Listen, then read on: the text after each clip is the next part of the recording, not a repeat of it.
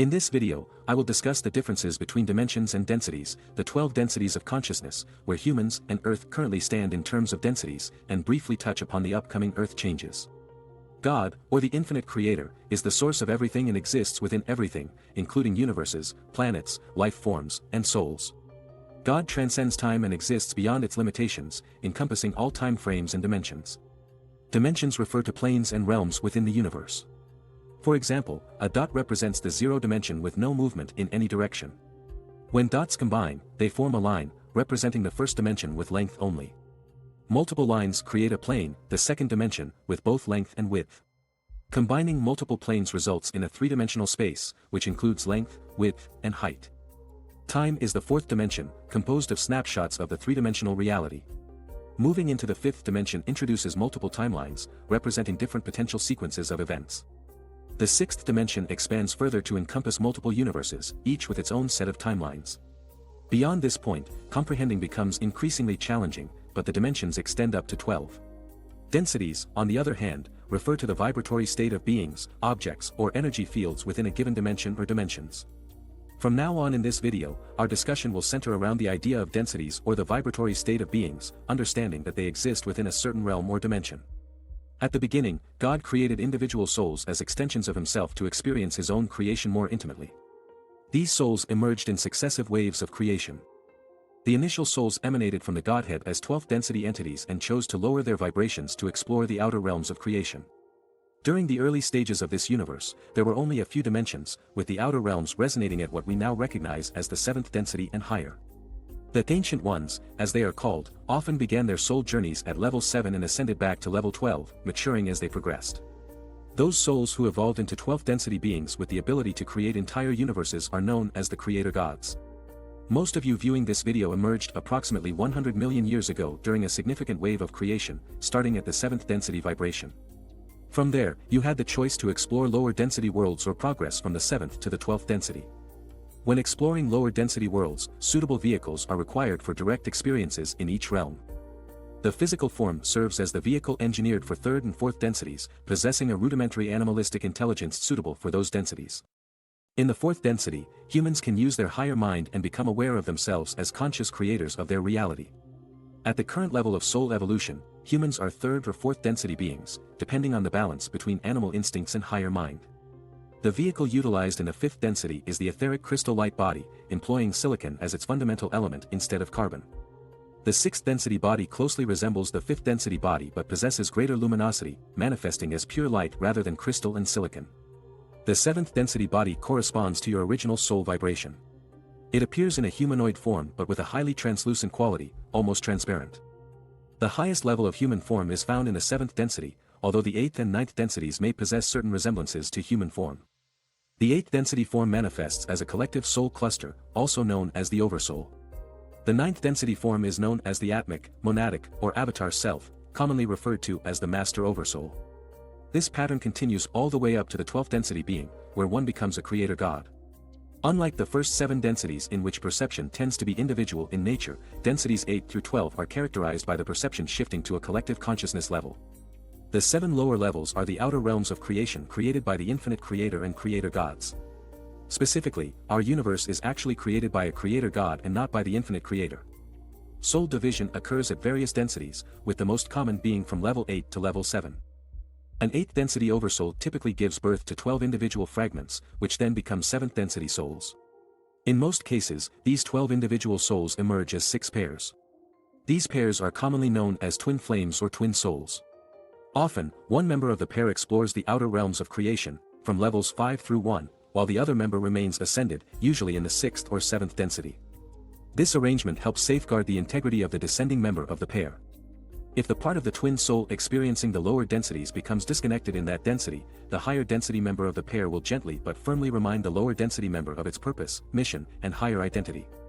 Beyond twin flames, souls that are primary fragments of the same oversoul, the other 10, are referred to as soul family members.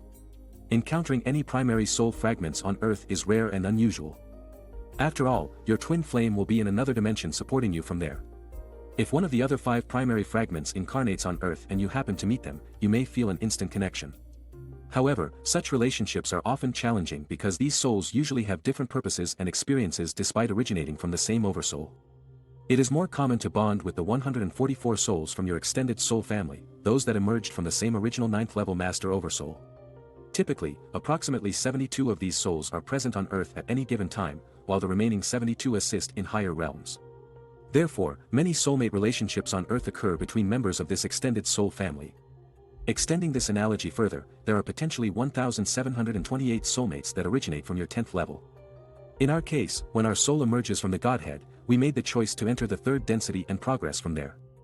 Due to the soul's identification with the vibrational level into which it incarnated, the Godhead recognized the need to provide souls with more time to learn their lessons and progress along the path of evolution.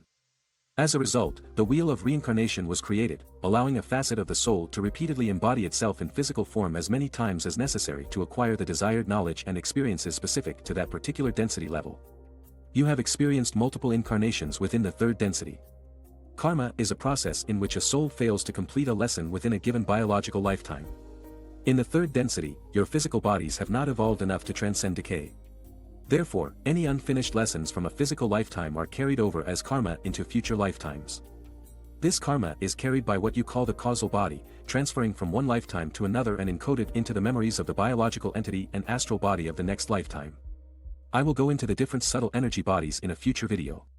In the subsequent lifetime, the soul is presented with an opportunity to complete the lessons that were initiated in the previous lifetime. This process can continue for numerous lifetimes until the soul has learned all it wishes to learn from those particular situations. Once all lessons pertaining to 3rd and 4th densities have been learned, the soul reaches a state free of karma. The notion that a soul must repeatedly reincarnate to learn a soul lesson is not entirely accurate.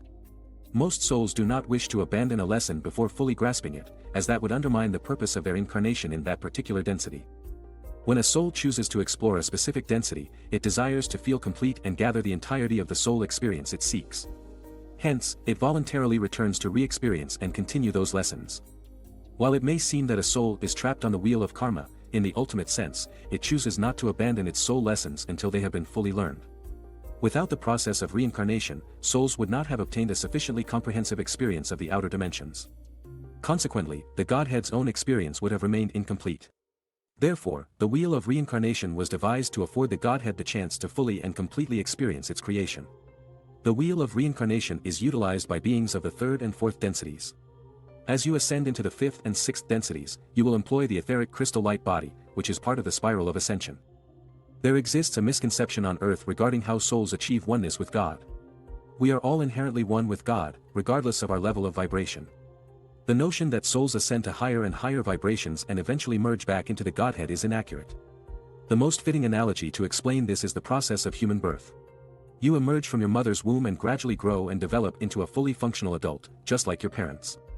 You may then go on to become parents yourselves, continuing the cycle of life. As you mature into adulthood, you do not regress and crawl back into your mother's womb. Similarly, souls emerge from the Godhead as baby souls and gradually evolve into mature souls.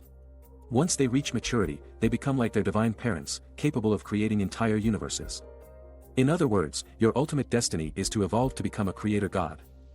Like humans, Earth can also be characterized by density levels. Earth exhibits a multi-layered structure of vibratory levels or densities. The first density of Earth can be compared to the mineral kingdom, encompassing stones, rocks, and geological layers.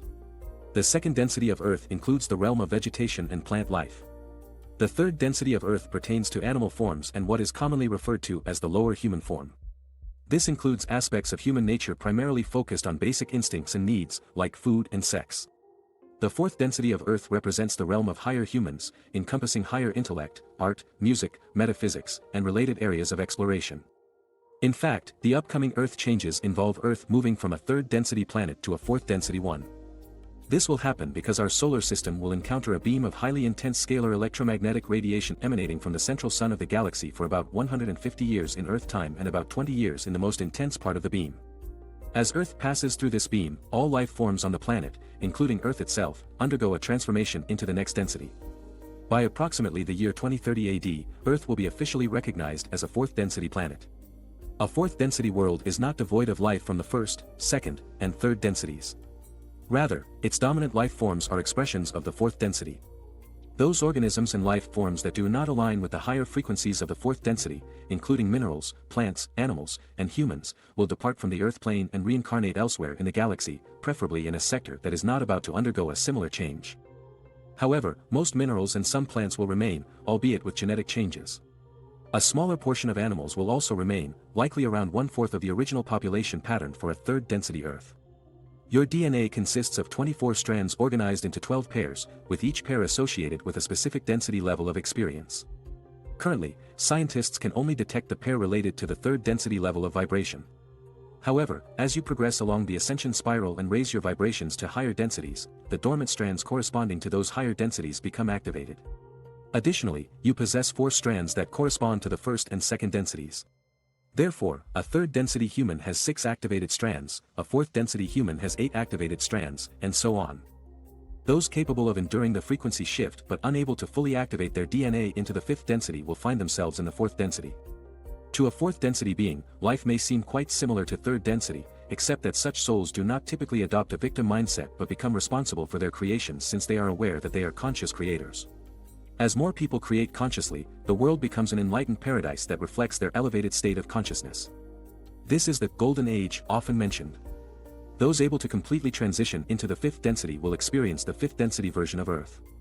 In a future video, I will go into the ascension process in more detail, including what will happen to humans and Earth after the shift, so please like and subscribe if you want to watch those.